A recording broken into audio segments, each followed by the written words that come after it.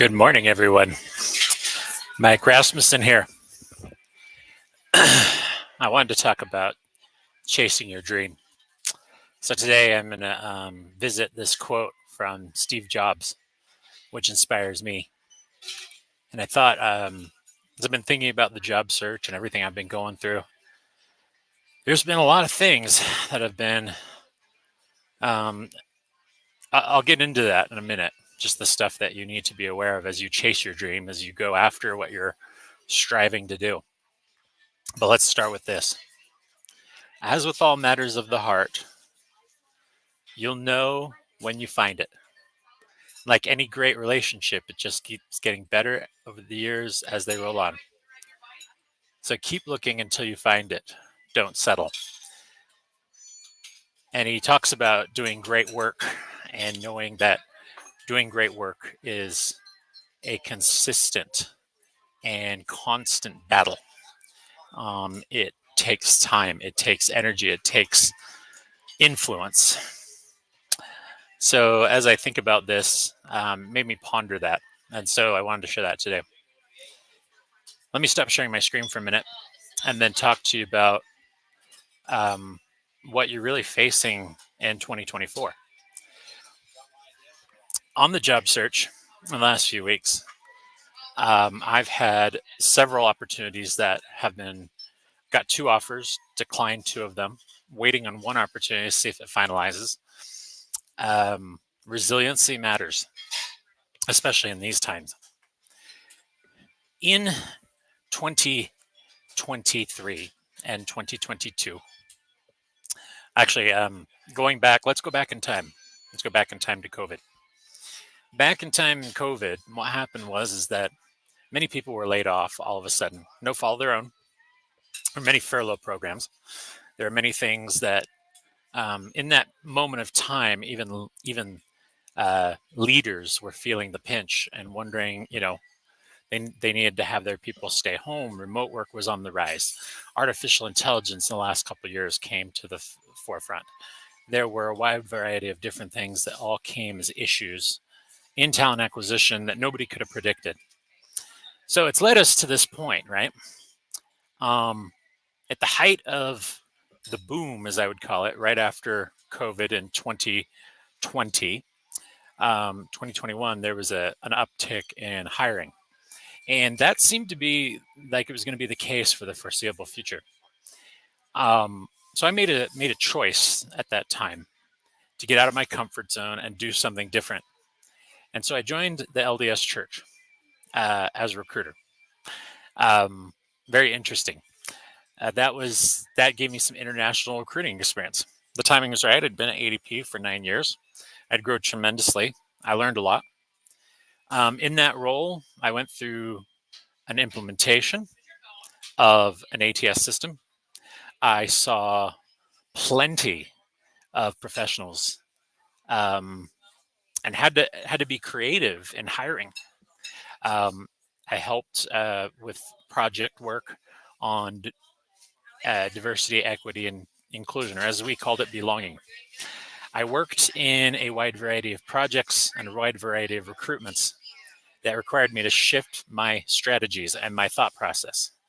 I came from a place where I'd set a proactive recruiting talent bench, and all the lessons learned from that ADP world. And then we got hit by COVID, went into the LDS Church and all of that change that came with it. Lots of stuff. Small, lean recruiting team serving an organization, an employee population of about 17,000. And HR was in the midst, so we had to learn how to prioritize and figure out ways to get the best productivity. High volume was the name of the game. I had 60 openings on my desk on average, and I got through that. In 2023, I made the switch to the Source and Recruit company.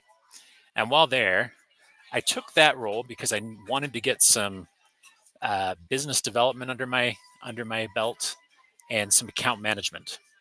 And that was a big help to me at that stage of my career. You see, had I not done that, had I not taken those risks, Would I still be at ADP right now? Sure, I'd still be there.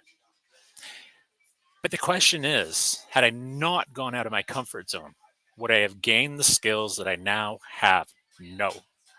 You see, each choice we make has an impact on the future. And that means we must be thinking more broadly about what we want to accomplish and the why behind it. We are in interesting times, folks. Many organizations overhired recruiters. So, what'd that mean? It meant that people like me are out of work and we are in transition. And so, I've tried to do my best to help people along the way. Let me take you back to November. So, in November, I was with, um, I was sitting across the stage from Switchfoot, the band. John Foreman, who's the lead singer, gave me some poignant advice uh, 5 days before my birthday on November 4th.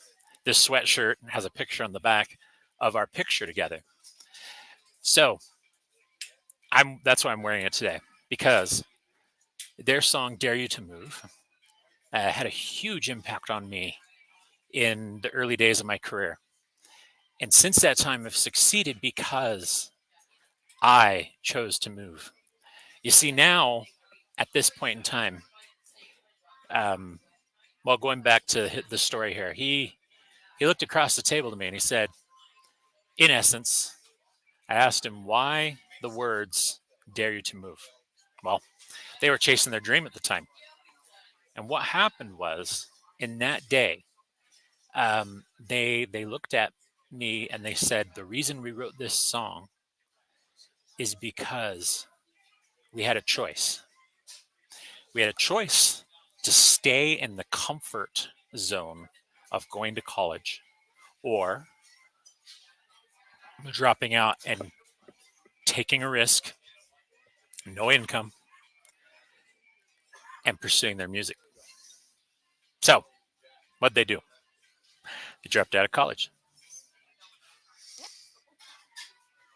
And he said if he hadn't done that, all the good things, all the opportunities, all the accolades, all the things that they did to inspire other people, to bring them to where they were as fans, would not have happened. You see, that's what "Dare You to Move" is about. So as he said that, it was a little bit poignant because not even a month later, November 25th, I got the call, or November 28th, I believe was the exact day. That's when I got the call from my old leader at a source and recruit company. And he said, Mike, revenue's tight. I can't keep you. Essentially what he said. He's very nice about it. Later, he wrote me a letter of recommendation, and I appreciate that. I really do. He was not in an easy position. He'd lost 4 people a month earlier.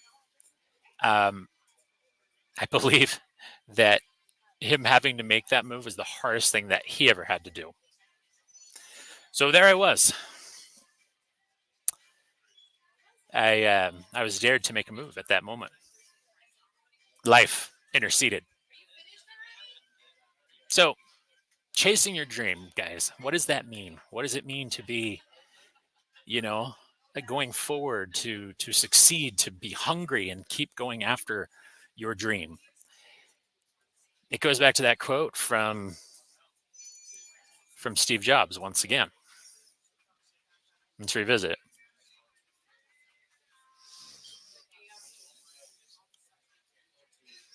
You see, I think that's the challenge of our time, you know. So, as with all matters of the heart, you'll know when you find it. And like any great relationship, just gets better and better as the years roll on. So keep looking until you find it. Don't settle. There you go. Yeah, I believe that is the power. That is absolutely powerful. You got to believe in your dream. You got to have a sense of what that looks like. In other words, it's almost like you have in your mind a vision of where you wish to be. So when I started this job search, it came as a shock. It came as you go through several emotions. Everybody does. It's very, very, very, very poignant. You go through a sense of loss. You go through a sense of, okay, am I going to make it? You go through a sense of, okay, now I have to take this career kit, this, uh, you know, this measure of skills that I have that I bring to the table, and I need to do something to be successful. Okay, that's what this means from that standpoint. So, as I talk to you about this, I think I want you to be aware that the first step in these times, because here's what happened: companies overhired. At the end of November, it got slower. Things have been a little bit interesting, and I will admit, I've seen a lot of different things being on interviews. I do want to share one that I think is important, because if you are in transition, if you ever find yourself in transition, if you ever find yourself in this human moment, it's very easy to get down on yourself, and it's also very easy to lose sight of the why in your career. What's my why? What's my purpose? Again, I go back to it every time. I love putting the right person in the right place, right time, and finding amazing talent. I know how to source it. I know how to find it. I know how to add value. But you need to be able to speak your core message. You need to be able to tell the story of why and how and make it compelling enough so people want to hire you. With so many recruiters being on the market, it's very, very easy to get, for any of us to get discouraged. Now, I will say this: job seekers are going through the same exact challenge. If job seekers that aren't recruiters. So I want to share a posting I read on LinkedIn today, and I hope you'll see the humanity of it. And I want recruiters who are currently employed to think very, very carefully about what it is that you do that has an impact on a human being every day. Because every person you recruit is a person with dreams, hopes, aspirations, and opportunity. And today on Where's Your Next, I want to announce that during my period of time while I'm in the job hunt and as things are going forward, until I land, I will be doing resume reviews and workshops as part of an entrepreneurial step, and that I will have clients and I will get business that way through word of mouth. I might charge folks $25 to sit with me and work on their resume together and have coaching sessions on recruiting and staffing and their steps forward in their career. That's something I think I can possibly do. And it takes Where's Your Next to a whole nother level. So soon a website with Where's Your Next will appear. There's also some other things coming. I'm so proud of where I am. Earlier this week, I went and visited the grave of my mom. And that was my greatest cheerleader. Let me read some of that post to you, and then let me read the post that I saw earlier about a job seeker's struggle, and then I'll read the post about my mom that inspired me. Let's talk about it. Hold on. So going to my LinkedIn feed, I'm getting the post up that I wanted to show you guys. But let me put this up here because I think it's important to talk about. So as we're doing these things, we are facing a lot of different things. So I want to share my screen again and let you look at this for a moment. So this is important, and I think it's something to talk about for any job seeker that's gone through the whiplash. Again, companies overhired in 2022 and 2023, leading to layoffs. And we are in a very strange place, and that means there's more people on the market than otherwise would be, even though there are companies hiring. It feels a little bit strange. To some degree, recruiters feel like we are in 2008 all over again. Great Recession reference. Let me show you what I'm talking about. So let me share my screen with you, and I'll get on this, and I want to just give you this perspective because I think it's important. Okay. So folks, read this for a moment, and I want to get human with you for a second. There's something still important about the human element of recruiting. The most simple thing being lost in recruiting right now is the closure for a job search. We all get busy, but remember, closure is extremely important now more than ever, and that is a candidate experience thing. I'm going to read this, and I want this to be clear that chasing your dream does not have to end like this. A family is grieving tonight. The son of a close family friend took his own life on Friday. He was in his mid-50s and had been looking for work unsuccessfully for nearly a year after a contract gig ended. I'm sure there were several contributing factors, but his mother said that he had become increasingly depressed, distant, demoralized, and self-critical due to his unsuccessful search for a job. She said that he had been repeatedly ignored, ghosted, turned down, strung along, treated disrespectfully, experienced hostile interviews and questions, and had been told by recruiters he was too old. With bills piling up and no way to pay them, and not wanting to burden his family, he chose to take his own life. Workplace abuse is not limited to those who are employed. Very important. Workplace abuse is not limited to those who are employed. You may not be able to hire someone. They may not be the right fit.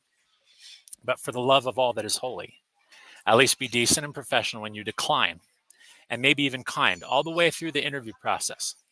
There is no excuse for anything else. It's brutal out there. Remember, we're all human beings and that you have no idea what is going on with someone else. Just be kind, be kind. And if you are looking for work and are feeling discouraged, please get help. And she denotes the suicide hotline.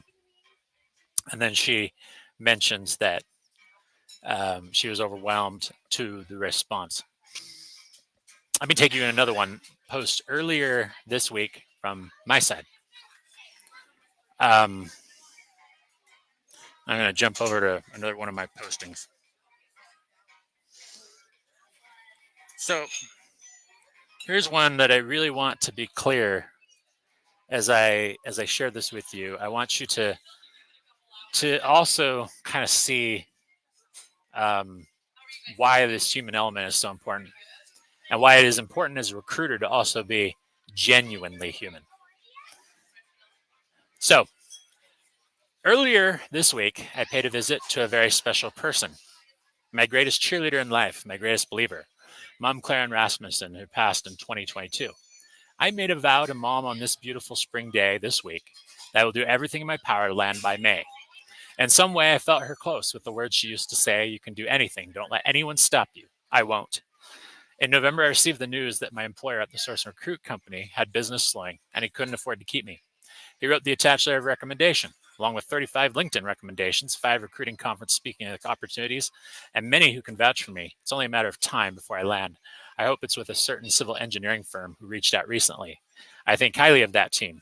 I hope they see this. After several interviews over the months, I extend my gratitude to everyone who took time to speak with me. And I want to thank that civil engineering firm because they've been gracious and the recruiter there has been amazing. And I really think highly of him, no matter what the outcome is. I have to believe that when things are bad, you can change them. This, to me, spoke to me this week because a job search can feel like a bad thing, but it doesn't have to be. It can be a beginning. This is from Jim Braddock, and I saw this movie. And so if you're a job seeker, if you're going through anything in life, if you've been through anything in these last 4 years, like all of us have, go back to 2020. How did you feel back then? Look till now. I will guarantee you there's more stress, there's more circumstances, there's more things to get ahead of. You need to be strategic. You need to be thinking about things. And you need to have a vision for your dream in your career, or you're not going to succeed. Now, let me read this part that I said. Job search is a grind, but you have to drive forward without fear. I recently watched, again, Cinderella Man, the movie that is a biopic of Jim Braddock, who many counted out. It was during the Great Depression where he had the power go out. He was cold. His kids got sick. Um, they extended credit as far as it would go. He went to the docks and kept working. In those moments, he inspired millions. when he won several boxing matches against champions when people had counted him out. He broke his hand, but yet somehow he found a way, and he had a retirement fight, and then he had more bouts after that and kept going, and he became a very famous boxer. And people were inspired by his story. They came to the Garden in New York City and watched him, and people were listening on the radios. If you go watch that movie, you'll be touched by it. It's an amazing movie. But I draw inspiration from that. It's like when life hits you, you hit back. You don't give up. You keep going. Unfortunately, one human being in the job search process that we read about in that posting committed suicide. Now, everything you do as a human being, as a recruiter, as a person of this world matters, because you have the ability to change a life, regardless of what you're doing and regardless of what you're working on. That's why I created Where's Your Next, because I believe in what I'm doing and I know who I am. Let me go on and continue reading here. I won't stop working the gig economy until I land. Adding Lyft this week to the delivery stuff, I'm hustling to make money. I didn't make enough money with unemployment. Just doesn't work. I have to do gig economy work to make ends meet. I also took on a small role at Domino's. Those have been blessings in disguise. I pull in about 1,000 a week when I go all in. And I will raise my talent acquisition voice once again. I found it. A friend of mine challenged me. I'm going to give him a shout out. His name is Brandon Choi. About a year ago, he said to me, Mike, you got to go find your talent acquisition voice again. And I did. And I'm very proud of that. I've been speaking at events. I've been involved in our community. I've been doing things and influencing. And that's where it starts. I know I'm going to land because I have the tenacity, the ability, the hope, and the gumption to make it happen. I'll be speaking at Recruit DC in about a month and a half. I'm looking forward to that. I want to thank people like Megan Whittington and Tiffany Balvey. I want to thank folks like